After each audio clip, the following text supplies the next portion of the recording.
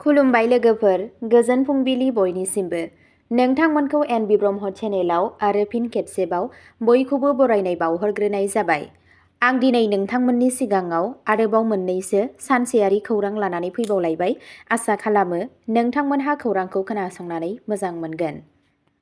दिनैनि गिबि खौराङावनो दङ आसामनि सनितपुराव गिख्रंथाव लामा जाब्रबथाय। एम्बुलेन्स आरो ट्राकनि गेजेराव सौग्रावलायनाय, बेरामिजों लोगोसे सा 6 सुबुंनि जिउ खहा। आसामनि सनितपुर जिल्लायाव रबिबारनि मोनायाव मोनसे गिख्रंथाव जाब्रबथाय जायो। NH-15 आव गोख्रै खारबाय थानाय एम्बुलेन्स आरो गंसे ट्राकनि गेजेराव मोखांजों सौग्रावलायनाय जायो। बे दुखुनांथाव जाथायाव सा 6 सुबुंनि जिउ खहा जायो आरो सानैया गोब्राबै जोखोम जायो। बे जाब्रबथाया जायो जेब्ला एम्बुलेन्सआ सासे बेरामिखौ लानानै तेजपुर मेडिकेल कलेजसिम थांगासिनो दंमोन। जाथायनि खौरां मोननाय लोगो लोगो जायगानि पुलिसआ जाथाय जायगायाव सौहैयो आरो जोखोम जानाय सुबुंफोरखौ तेजपुर मेडिकेल कलेजाव थिसननाय जायो। थैनाय सुबुंफोरनि गेजेराव बेरामि, बिनि बाहागिफोर आरो एम्बुलेन्स मावफारियाफोर दंफायो होननानै सन्देह खालामनाय जादों। गुबुन मोनसे खौराङाव दङ बिजेपिनि मन्त्रि नन्दिता गरलचाया कंग्रेसआव हाबहैबाय। बिजेपि दोलोनि सासे सोलिफुबाय थानाय एमएलए आरो हिमन्त बिश्व शर्मानि दैदेननाय केबिनेटनि मन्त्रि नन्दिता गरलचाया बिजाथिफोरनि थाखाय जोबथा साननि सानसे सिगां कंग्रेसआव हाबहैयो। गरलचाखौ बिजेपि दोलोआ लाइमोन दैदेनगिरि रुपाली लांटासानि जानानै हाफ्लंनि बिजाथि महरै बोख्लायदोंमोन, जाय आथिखालाव सा काछार गावखुंथायारि जिल्ला आफादनि सोद्रोमा। कंग्रेसआ सिगांनिफ्रायनो बे मासिनिफ्राय निर्मल लांटासाखौ गावनि बिजाथि महरै थिसनदोंमोन। दा हाफ्लंनिफ्राय गरलचाखौ बिजाथि खालामगोन। बे जाथाया रबिबारनि मोनायाव जादों आरो समबारआ 9 एप्रिलाव जानो गोनां बिसायख'थिनि थाखाय बिजाथिफोरनि थाखाय मुं थिसननायनि जोबथा सानमोन। मोनसे बिबुंथिनि गेजेरजों कंग्रेसआ बुङो दि बिथाङा जइन जानायनि उनाव बिनि फोसावनाय बिजाथिया गावनि बिजाथिखौ बोखांना लाफिनदों आरो बेनि सोलायै नन्दिता गरलचाया दोलोनि बिजाथि जागोन। गुबुन मोनसे खौराङाव दङ आसाम पुलिस बादायाव आलफा आइ गाग्लोबनायनि उनाव भारतारि रौनिया हान्जाया बेरफ्रुयै बमाफोरखौ फेलें खालामदों।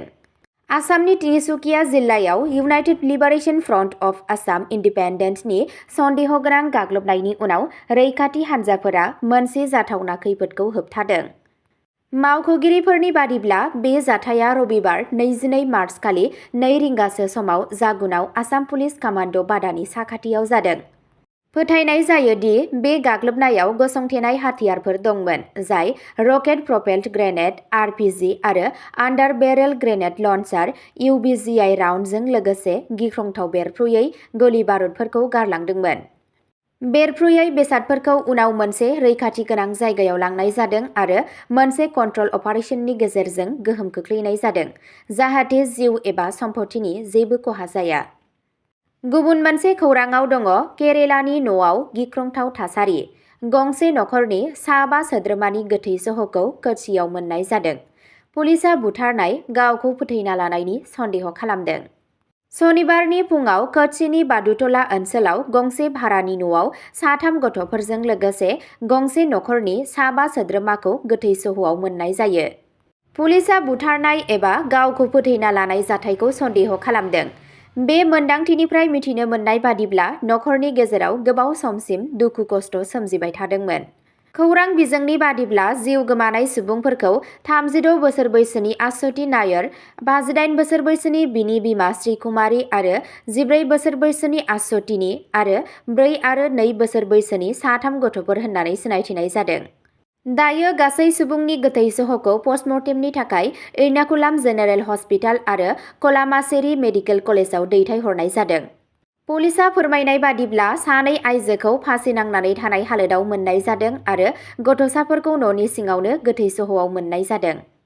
मावख'गिरिफोरा फोरमायनाय बादिब्ला गोथै सह'फोरखौ सरासनस्रा नङै आदबजों साजायनाय जादों। श्रीकुमारीखौ नेमखान्थि गोनां सारि गाननाय नुनो मोनो। फारसेथिं सानै उन्दै गथ'खौ गंसे बिसनायाव कम्बल खोबथेनाय आरो साफा साफा गाननाय सानग्लास गाननायखौबो नुनो मोनो। देरसिन गथ'खौ मोनसे आलादा खथायाव मोननाय जादों, जायखौ गाहायाव एबा फ्ल'रआव गांसे चादर सायाव दोननाय जादों आरो सुट गानदोंमोन। बे नखरा गुबैयै दान मोननै सिगां देरसिन गथ'नि फाहामथाय लानो थाखाय कोच्चिआव थांदोंमोन। बे न'खौ दसे समनि थाखाय भारायाव लादोंमोन आरो नखरा बेखौ थाबैनो हगारनो गोनांमोन। जेब्ला बिसोर फन कलखौ फिन्नाय होनायखौ बन्द खालामदोंमोन, अब्ला जिंगा सिखांनाय सोमजिनानै न'नि बिगोमानि बाहागिफ्रा उफ्रा साबि लानानै सिङाव हाबो आरो गोथै सहफोरखौ नागिरना मोनो। मावख'आरिफोरनि बादिब्ला आरोबाव नायबिजिरनाया सोलिगासिनो दं आरो नखरनि सोद्रोमाफोरनो खौरां होनाय जादों। गुबुन मोनसे खौराङाव दङ, 65 बोसोर बैसोनि सासे आइजोखौ गावनि फिसाज्लाया बुथारदों।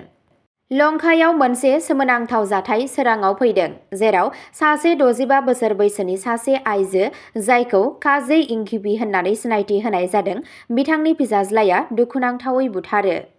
बे गिख्रंथाव जाथाया लंकानि सानजा उदालिनि साखाथियाव थानाय दुरबिन टिलायाव जादों। दायनिगिरिखौ 35 बोसोर बैसोनि एक्सपर्ट डेरा होननानै सिनायथि होदों। अजद होनाय बादिब्ला गावनि बिमाखौ न'नि सिङाव सिखाजों गाग्लोबदोंमोन, जायनि जाहोनाव बियो थैनो गोनां जादों। जाथायखौ खालामनायनि उनाव सन्देह गोनां सुबुंखौ बायजोआव गिदिंबाय थानाय नुनो मोननाय जायो। जायगानि सुबुंफोरा आखाइ दैखांनानै बिखौ हमो आरो बुनायनि उनाव पुलिसनि आखायाव गथायना होयो। बे जाथाया 22 मार्चनि फुंआव जादों होननानै मिथिनो मोननाय जादों। पुलिसआ जाथायजों भुगिनांनाय सुबुंनि गोथै सहखौ न'निफ्राय बोखांनो हादों, लोगोसे बे दायाव बाहायनाय हाथियारखौबो बोखांनो हायो।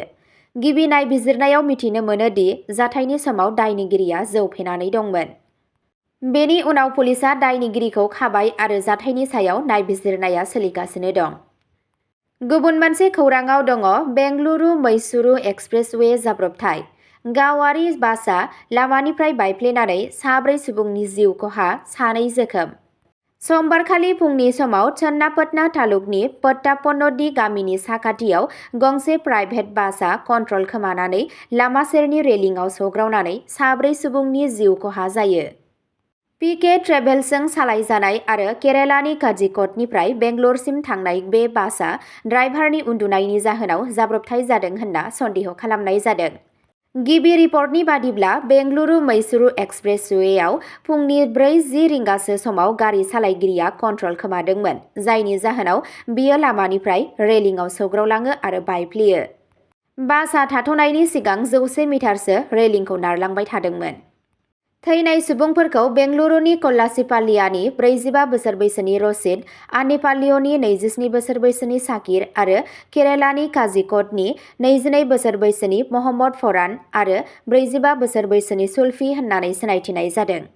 गुबुन 2 केरेलानि कन्नुरनि आब्दुल आरो एलेना जोखोम जायो आरो बिसोरखौ फाहामथायनि थाखाय खाथिनि देहा फाहामसालियाव लांनाय जायो। चन्नापटना ट्रेफिक पुलिसआ जाथाय जायगायाव थांनानै नायबिजिरनायखौ जागायनायनि सिगां क्रेन बाहायनानै गाज्रि जानाय बासखौ बोखारो। अब्ला दिनैनि खौराङा बेखिनियावनो जोबबाय। एसेनोसै, गोजोन्थों।